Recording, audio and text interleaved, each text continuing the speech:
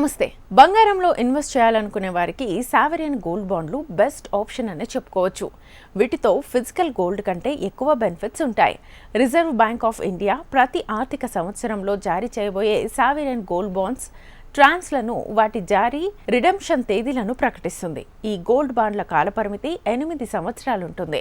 ఈ నేపథ్యంలోనే ఇప్పుడు 2017-18 SGB సిరీస్ ప్రీమెచ్యూర్ రెమెన్షన్ ప్రైజ్ ని ప్రకటించింది ఆర్బీఐ. 2017-18 సిరీస్ గోల్డ్ బాండ్లను 2017 డిసెంబర్ 4న ఇష్యూ చేసింది ఆర్బీఐ. అయితే గోల్డ్ బాండ్ల కాల పరిమితి 8 ఏళ్లైనా కూడా ఇష్యూ చేసిన డేట్ నుంచి సరిగ్గా 5 ఏళ్ల తర్వాత ప్రీమెచ్యూర్ విత్డ్రాకు అవకాశం ఉంటుంది.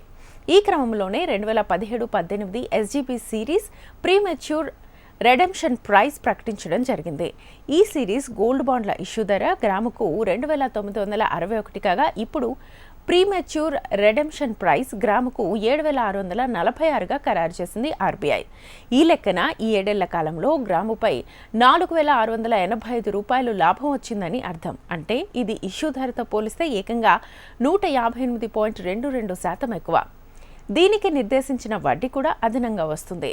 ఎస్జీపీలపై వడ్డీని ఒకసారి చూస్తే బంగారం ధరలపై క్యాపిటల్ గెయిన్స్తో పాటు ఎస్జీపీ పెట్టుబడిదారులు 2.50 ఫిక్స్డ్ ఇంట్రెస్ట్ రేట్ను పొందుతారు. ఇది ప్రతి 6 నెలలకు ఇన్వెస్టర్లకి చెల్లిస్తారు. మెచ్యూరిటీ తేదీలో ప్రిన్సిపల్తో పాటు చివరి వడ్డీ పేమెంట్ క్రెడిట్ అవుతుంది. రిడెంప్షన్ ప్రాసెస్ ఎలా ఉంటుంది?